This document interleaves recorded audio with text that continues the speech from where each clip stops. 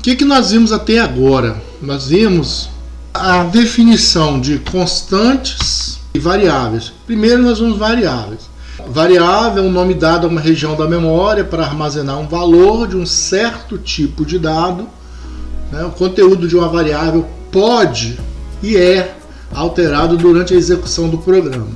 Isso significa que quando a gente atribui um determinado valor para ela, logo em seguida a gente pode mudar esse valor. Então, realmente a variável é mutável. A gente consegue mudar o conteúdo dela a qualquer momento. O que a gente não pode mudar é o tipo de dado, porque a linguagem C# é uma linguagem fortemente tipada. O que é isso? O que é uma linguagem fortemente tipada? É que o tipo de dado que ela armazena não pode alterar. Se eu declarei essa variável como string, eu não posso atribuir um conteúdo inteiro lá.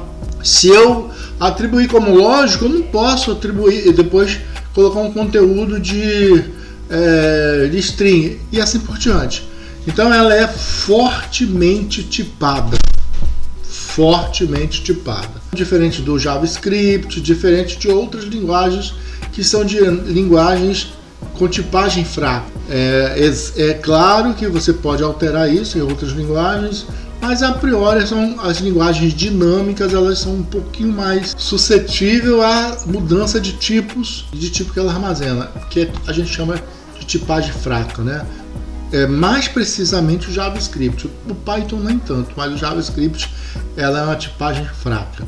Isso significa que eu posso criar uma variável, declarar uma variável do tipo inteiro e depois armazenar uma string que o JavaScript não vai reclamar disso.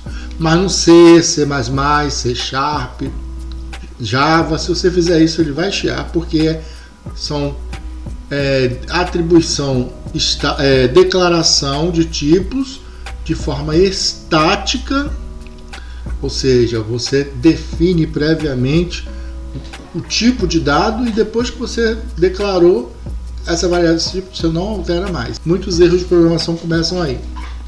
E aí eu coloquei essa memória como se fosse esse armário. É o seguinte, ele tem várias portinhas aqui, cada porta aqui eu armazeno coisas, né? Então a memória funciona mais ou menos assim, onde cada compartimento desse aqui, eu tenho um valor armazenado e cada compartimento desse é uma variável, digamos assim. E a gente tem também o tipo chamado constante, né? Na verdade, constante funciona igualzinho a variável, só que ela tem um valor. Uma vez que você atribui um valor a essa constante, esse valor não se altera mais ao longo do processo. Você não pode atribuir um novo valor para ela, tá? Nem o valor e nem o tipo, é óbvio, né? Então eu declarei constante chamada π. Π vai ser sempre a relação do comprimento da circunferência pelo seu diâmetro. Essa relação não muda. Então isso é uma constante, tá? Aí tem outras constantes universais aí que a gente aprende, né? Número de Avogadro, número de Euler, né? E tem um monte de constantes aí que não muda, né? Você, por exemplo, no seu programa, de repente, lá no início, na área de declaração de variáveis, você fala que a taxa de câmbio é 3,18 ou 5,18 por dólar. Essa taxa, uma vez que você atribuiu lá, ao longo do programa, à medida que o programa for rolando, esse valor não pode ser alterado mais, porque é uma constante, tá bom? E aí, de lambuja, a gente viu também o que é declaração, o que é atribuição. O programa vai passar a ter agora uma variável chamada nome. E essa variável nome vai ser do tipo string. Isso é declaração. E tem um outro passo também que é atribuir. O que é atribuir? É colocar um valor nessa variável. A partir do momento que eu declaro a variável, coloco um valor lá, eu estou falando que eu estou declarando e atribuindo ao mesmo tempo. Declarar, eu estou dizendo que eu vou usar aquela variável. Por favor, reserva um espaço aí na memória e dá um nomezinho para esse espaço aí na memória aí de nome, o nome da variável, né? E agora atribui esse valor, coloca esse valor aí nesse endereço de memória que eu te pedi, estou atribuindo. Então, na prática, o que a gente faz? A gente já declara e atribui. Aí a gente vê aqui os tipos de dados básicos, os primitivos. O único que não é primitivo aqui é a string, tá? Por que ela não é primitiva? Ela não é primitiva porque ela é formada por outros tipos. Por exemplo, a string é uma cadeia de caracteres. Então ela não é primitiva. Mas as demais são char, int, float, double e bool são primitivos. A string é um caso especial porque ela é uma cadeia de caracteres. É um conjunto de caracteres. Eu tenho um monte de caracteres juntos que formam uma string, tá? Por isso que a gente fala que a string é uma cadeia de caracteres. Então, Vanderlei é formado pelo char W, pelo char A, pelo char N e assim por diante. Então, char, alguns falam quer, mas a gente vai falar char aqui, aportuguesado mesmo. Ela é um tipo que armazena um caractere. Esse caractere pode ser A, B, C, pode ser um número, mas esse número aí, observe que ela está entre aspas simples, tá vendo? Então, sempre que tiver assim, entre aspas simples, um número, você está dizendo que é um caractere. Caractere numérico 1. Não é um número 1. A partir do momento que eu tiro essas aspas simples, ele deixa de ser um caractere, passa a ser um tipo int, um tipo inteiro. Beleza? Então temos lá o char, string, int, float, double e bool. Aqui no float você está armazenando números com casas decimais. 0, ponto alguma coisa, 1.85, 2.10, 345.56, por aí vai. Números negativos também, tá? Desde que estejam fracionários. E tem um certo número de casas decimais que você pode armazenar em um número float. É gigantesco, tá? É bem gigantesco. Depois a gente vai ver quantos bits que você tem reservado para isso. E no caso do double, você também está armazenando números em ponto flutuante, mas com muitas casas decimais, com uma precisão muito grande. Sempre que você tiver que ter uma precisão muito longa, muito grande, você deve usar o double. O float, quando você tem uma precisão que não é tão grande assim, 2, 3 casas decimais, por exemplo, você consegue armazenar no float sem problema. E o bool só pode receber valores do tipo false ou true, verdadeiro ou falso. Temos outros tipos que a gente vai ver ao longo do curso, que é o byte, por exemplo, outro tipo, enfim, mas não é o momento agora. Esses são os tipos que a gente vai trabalhar no momento. Declaração e atribuição. Nós fizemos o exercício na aula passada, onde nós declaramos variável do tipo char. Aqui está errado, tá vendo? Aqui foi um erro tem um espaço que não pode ter esse espaço. Aqui é um erro, tá? Tem que ser aqui, ó, as aspas simples no W, tá bom? String nome, Vanderlei Silva, então é uma cadeia de caracteres. Int idade, tá aqui, 60. Float peso, 80.5. Com isso, a gente cobriu aí o float, também a altura 1.85. Esse F é só para dizer para o compilador que esse número aqui é um número em ponto flutuante, senão ele vai reservar um espaço para o double, por padrão. Double salário, ou se casado ou não, aqui está atribuído true. Então essa atribuição, isso aqui nós fizemos na semana passada e até mostramos isso. Agora constante, da mesma forma que você declarou e atribuiu um valor para constante, para variável, nós fizemos a mesma coisa com constante, ó, constante double, tá faltando um Dzinho aqui, depois eu corrijo isso aqui no material, tá?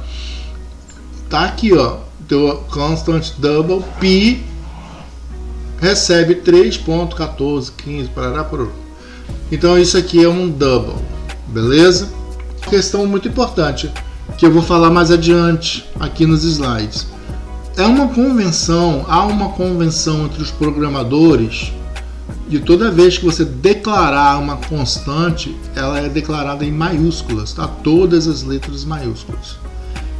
As variáveis comuns elas são declaradas iniciando sempre com minúsculas e a letra mais significativa da próxima palavra composta que forma o nome em maiúscula. Por exemplo, esse aí a gente dá o nome de camel cased, tá? Ou camel case, que lembra a corcova de um camelo. É isso aqui. A outra forma é Pascal case, a gente vai falar mais adiante. São as chamadas convenções. Então, muita atenção quando for nomear variáveis e constantes, observe sempre a convenção. As linguagens de programação em geral diferenciam entre maiúsculas e minúsculas. Nome com N maiúsculo é diferente de nome com tudo minúsculo, que é diferente de nome com tudo maiúsculo. Então a gente tem que ter sempre muito esse cuidado, porque senão a gente vai chamar uma variável diferente da forma que a gente declarou, e com isso a gente tem um erro no programa dizendo que aquela variável não foi declarada, querendo usar uma variável que não foi declarada ainda, tá? Essa diferenciação aí entre maiúsculas e minúsculas, a gente dá o nome de case sensitive. Ela é sensível ao caso. Tem linguagens que não se importam com isso. Você pode declarar maiúsculos ou minúsculos, tanto faz. Mas no caso aí específico das linguagens vindas do C, elas são geralmente ou na grande maioria delas, elas são case sensitive. Então temos aqui as variáveis, a string cidade, Santa Cruz Cabral, int, ano, nascimento, olha aqui o camel cased, tá vendo? Camel cased. Então é tudo junto, mas as letras mais significativas no nome da variável ela é em maiúsculos, começando sempre com minúsculos, tá? Isso aqui é o camel cased. A outra forma de declarar, mas que a gente não usa como nome, como a declaração da variável, é Pascal cased, que é o nome aluno. Geralmente a gente faz isso aqui com propriedades, que a gente vai aprender mais adiante. Aí é diferente, aí não é uma variável comum, é uma propriedade, tá? Então uma propriedade a gente de fato usa o Pascal cased. Então essas são as situações especiais que a gente vai utilizar. Muito Aqui também, no caso de constante, já falei, né, que há um consenso entre os programadores que a gente utilize sempre a constante como maiúsculas. E aí tem aqui a estrutura de um programa em C#, que a gente viu também lá no início, mas por enquanto a gente está trabalhando aqui nesse miolo aqui dentro do método estático main aqui, que esse main é o ponto de entrada da aplicação. Nós estamos aqui. Lá provavelmente na semana que vem a gente já começa a falar um pouco mais sobre isso, que a gente vai aprender outras coisas além desse trivial que a gente está vendo aqui. Então essa área aqui é uma área de importação de bibliotecas, que a gente no futuro vai usar bastante, e aqui essa área que tudo que for digitado aqui, o compilador vai interpretar isso e vai transformar isso em código executável, código binário. E aqui, como falei, é o ponto de entrada. Então, sempre, o que vai acontecer sempre é que ele vai ler sempre esse main aqui, e a partir daqui ele vai chamar outros métodos, outras classes, enfim. Mas esse é o ponto central da aplicação. Tudo que você quiser que rode no teu sistema vai ser chamado por aqui. Tudo na computação se baseia em entrada, processamento e saída. E feedback. A entrada são os dados que alimentamos o programa por meio do teclado, do mouse, da câmera, do microfone, do scanner, os periféricos de entrada. A saída é a informação depois de passar pelo processamento. A saída então é a informação que será exibida por meio do monitor, alto-falante, impressora. E aqui o processamento com os dados fornecidos e as regras programadas, ele vai fazer o processamento. Significa que ele vai executar as ações sobre esses dados. Então alguma coisa será feita em cima dos dados que entraram, e a saída vai ser então esse processamento já feito. E aqui é o que a gente chama de feedback ou retorno ou retroalimentação. Então essa informação pode ser que ela precise vir aqui novamente, coletar mais dados, processar e exibir. Semana passada vimos como mostrar essa informação. Então nós usamos lá o console, o write line, porque para a entrada de dados a gente não viu ainda, mas para a saída a gente viu. Então a gente viu a saída primeiro.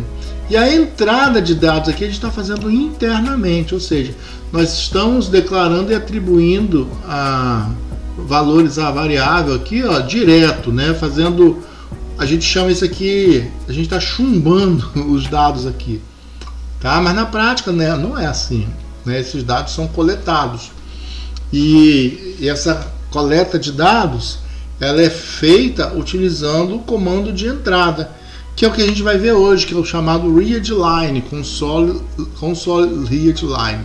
Esse readline, assim como o writeline, ele vai ler tudo que foi digitado lá no momento que ele solicitar um prompt. Então o readline ele vai ler e o console, e o writeline ele vai escrever, vai sair. Então o comando de entrada aqui é o readline. Então a partir de agora, o que nós vamos fazer? Nós vamos pegar isso aqui, ó, isso que está escrito aqui, e a gente vai lá no nosso programa declarar as variáveis, mas não vamos atribuir nada à variável. E depois a gente vai fazer o que? Ler tudo isso aqui a partir do teclado. Eu tenho um exercício que vai ficar melhor para praticar. Isso aqui vocês podem até fazer, isso aqui também, mas tem um exercício que eu deixei que a gente vai trabalhar um pouquinho mais isso aqui. Só prosseguindo aqui na explicação, eu tenho, para a gente fazer alguma coisa, né, algum processamento, no mínimo a gente tem que usar alguns cálculos matemáticos. E esses cálculos matemáticos são feitos através dos operadores aritméticos. Então nós temos esses básicos aqui, que é a subtração, a adição, a multiplicação, a divisão e o símbolo de percent aqui, que é o resto da divisão, que a gente chama de módulo. Então isso aqui é muito útil. Ao longo da nossa experiência aqui com C#, vocês vão ver que em alguns momentos nós vamos ver bem para que serve a fundo. Mas a priori, basta só entender que ele vai pegar um número e vai dividir por um outro número que você escolheu e vai verificar se há resto. Em outras palavras, se a gente fosse fazer um algoritmo aí para verificar se um número é par, por exemplo, eu vou verificar se ele dividido por 2 vai sobrar resto. Se sobrar resto, é óbvio que ele é ímpar, senão ele é par. Beleza? Uma outra forma também é verificar se ele é divisível por um outro número. Eu quero saber se esse número aqui é divisível por esse. Então eu divido um pelo outro. Se sobrar resto, não é. Então são várias açõezinhas que a gente pode fazer ali para a gente testar, sempre de acordo com o contexto, de acordo com o que a gente quer fazer ali. Então a gente utiliza esse readline em conjunto com os operadores e a saída com o writeline para mostrar o resultado desse processamento. Aí eu fiz aqui uma outra inserção de conhecimento aqui, que são chamados operadores relacionais. Então esses operadores relacionais, eles também são extremamente importantes, porque a partir deles é que vai enriquecendo o nosso conhecimento agora, porque agora a gente vai poder comparar uma coisa com a outra, tá? Então a gente tem esses operadores relacionais aqui, que é o igual junto, né? Igual junto, aí sim, operador de comparação, operador relacional. Então eu quero saber se esse número ou o conteúdo dessa variável é igual ao conteúdo dessa variável. Com isso eu estou perguntando a ele, é igual? É diferente de um sinalzinho de igual só. Um sinalzinho de igual, como está aqui, ó, tá vendo? Esse igualzinho lá em cima. Deixa eu pegar o laser aqui, né? Isso, esse igualzinho que está aqui, ó, não é um sinal de igual. Isso aqui a gente é um sinal de atribuição. A gente lê assim, ó, int resto recebe 10 módulo 2. Em outras palavras, eu estou verificando se essa divisão aqui tem resto. Se houver algum resto, significa que o número não é dividido. Existe um resto, né? Agora, eu posso perguntar, se tiver resto, se o resto for exatamente igual a 0, isso significa que o número é par, né? Então, se ele não sobra resto nenhum depois que dividir por 2, ele é um número par, tá? E repare que sempre vou ter aqui, ó, um resultado que vai ser falso ou verdadeiro. Uma comparação sempre vai ser falso ou verdadeiro, true ou false. Então, resto é igual a 0. Aqui nesse caso então o número é par, is even. Se eu perguntar se o Gabriel é maior que Davi, eu estou fazendo uma comparação. Então os operadores relacionais servem para isso. Então, por exemplo, você é maior de idade? Qual é o critério para ser maior de idade? A idade ser maior ou igual a 18. Então eu vou fazer essa comparação. Idade é maior ou igual a 18? E o resultado disso vai ser ou falso ou verdadeiro, ou false ou true. E vai colocar o valor aqui em maior idade. A partir daqui, então, olha, esse valor atribuído aqui vai ser atribuído a essa variável, e depois eu vou manipular esse dado que entrou aqui. Então, repare que ele foi declarado como bool, ou seja, lógico. Então, o resultado de uma comparação sempre vai ser um resultado lógico. Então, isso aqui a gente até dá um nome, que é a expressão lógica. Aqui também, ó, is masculino, outra convenção, tá, gente? Sempre que você criar uma variável e essa variável recebe um valor falso ou verdadeiro, no caso, você vai nomear com is. É uma convenção. Yes, is. Do inglês is. O legal é a gente sempre procurar programar em inglês, né? Usar as variáveis em inglês, porque senão fica sem sentido. Is masculino. Estão misturando o inglês com o português. Uma boa prática é a gente usar sempre os nomezinhos em inglês, sempre que possível. Então, mas para efeito didático aqui, is masculino, o sexo é igual a M. Então, se isso for verdadeiro, é masculino. Is masculino recebe true. Do contrário, is masculino recebe false. Casado recebe true. Se casado recebe true, então a variável is casado, is married, recebe casado. Então is married vai receber exatamente isso aqui, true. Is casado igual a casado, porque casado vai receber true. Então, sempre termos em mente isso. O resultado de uma comparação sempre vai ser falso ou verdadeiro. E agora, os operadores lógicos, que vai trabalhar em conjunto com esse conhecimento que a gente teve aqui. Então aqui, por exemplo, ó, operadores lógicos. Operadores lógicos usam duas ou mais comparações para obter um resultado. Está intimamente ligado aos operadores relacionais.